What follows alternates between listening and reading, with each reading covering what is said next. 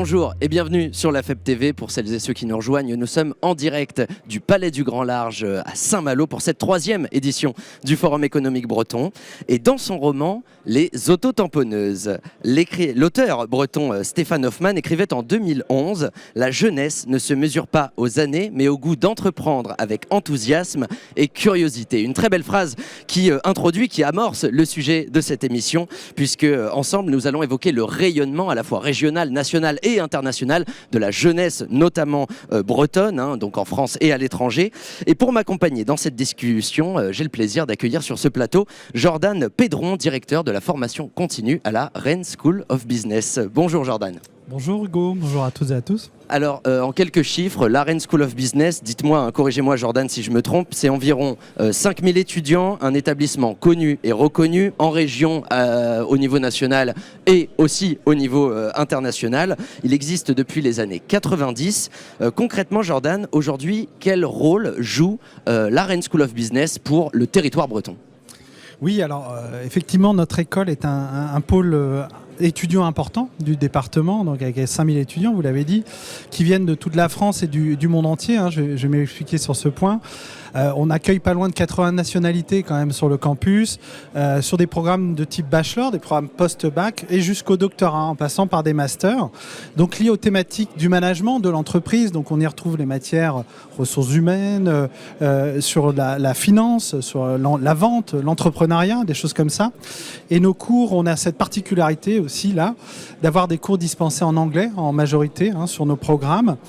Et effectivement, sur votre question et l'impact que peut avoir ce type d'établissement sur son territoire, c'est au-delà de l'impact économique direct que représentent les étudiants sur le territoire, parce que c'est des étudiants qui prennent des appartements, qui consomment en local, mais c'est aussi des étudiants, et surtout des étudiants brillants, qui viennent de partout, formés au management et qui sont aussi intégrés dans les entreprises bretonnes au travers des stages, au travers des programmes en alternance. Ça représente l'année dernière quasiment plusieurs centaines d'étudiants qui viennent en stage et ou en alternance dans les entreprises bretonnes et qui aident bien sûr à leur croissance, à leur développement.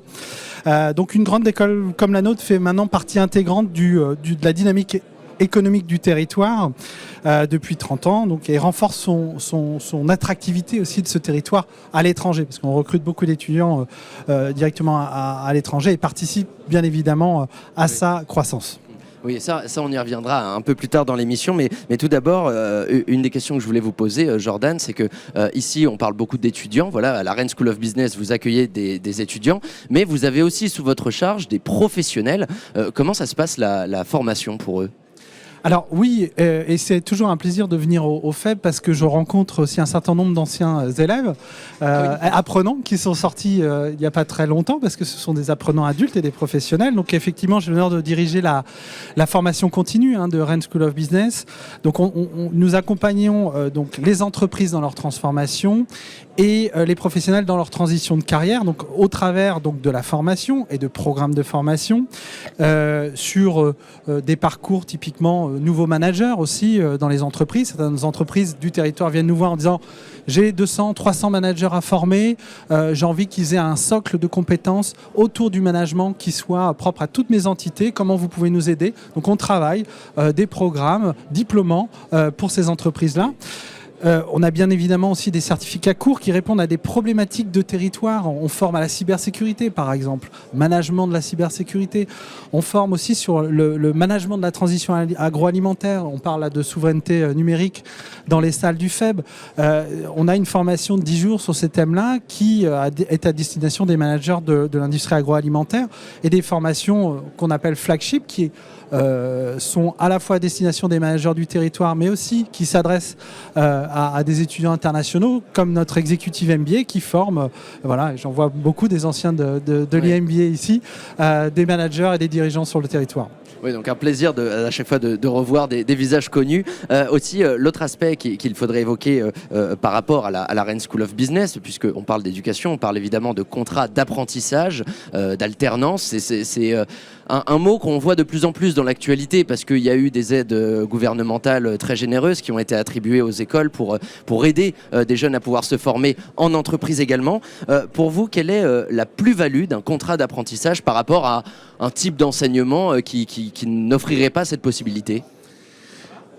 Alors les bénéfices sont multiples pour les étudiants parce que c'est vraiment donc déjà pour notre propre cas on a triplé à peu près notre nombre d'alternants, nos possibilités d'alternance depuis maintenant ces 3 dernières années. Donc effectivement ça a été boosté suite à un ensemble d'incitations suite à la crise du Covid. Donc les aides gouvernementales. Aides gouvernementales et puis aussi un mouvement, une dynamique qui s'est créée. On plafonnait je crois aux alentours de 300 000 apprentis en France.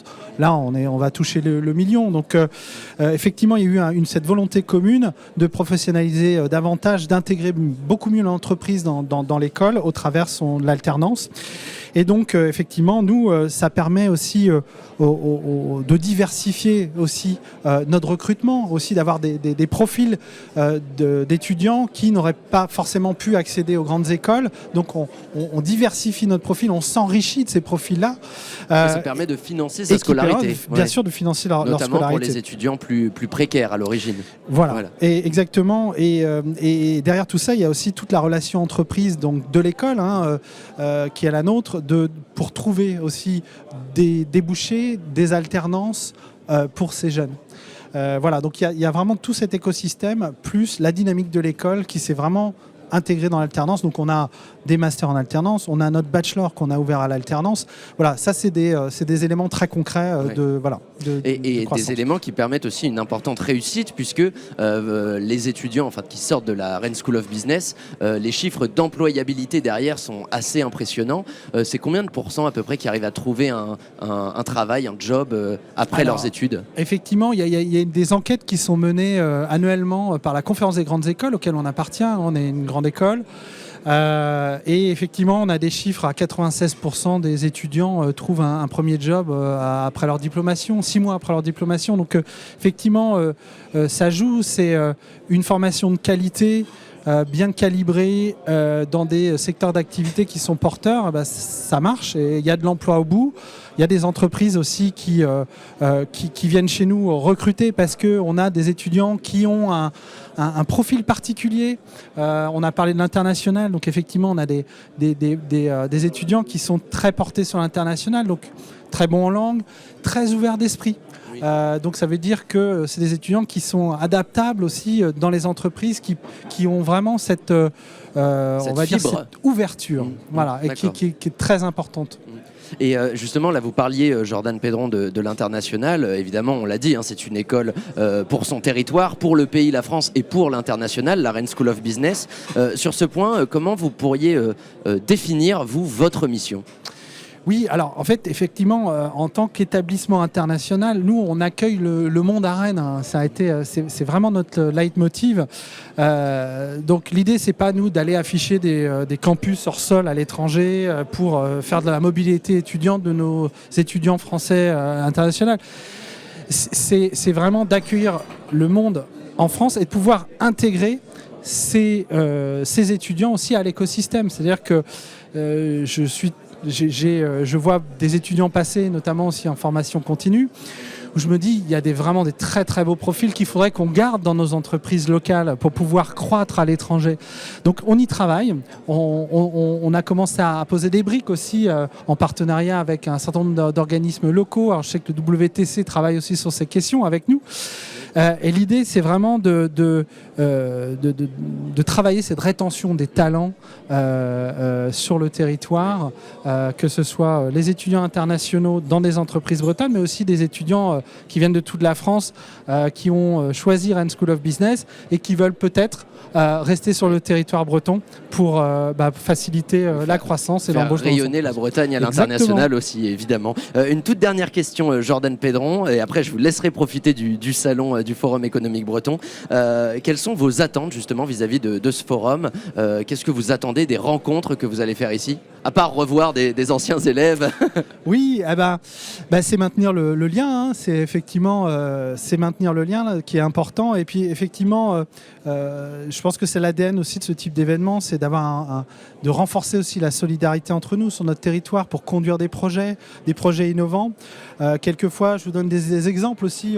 Je vois des entreprises se tourner vers des écoles parisiennes de management, par exemple, pour faire de la formation continue, alors qu'en local, vous avez aussi des offres qui sont vraiment très bien calibrées en termes de qualité.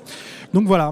Et puis, c'est aussi également ces points, ces traits d'union entre les écoles, l'enseignement supérieur et la communauté économique qui sont très importants, qu'il faut cultiver. Et voilà, c'est en ça que je suis ravi d'être ici. Et on était ravis de vous recevoir. Merci beaucoup, Jordan Pedron. Je rappelle que vous êtes directeur de la formation continue à la Rennes School of Business.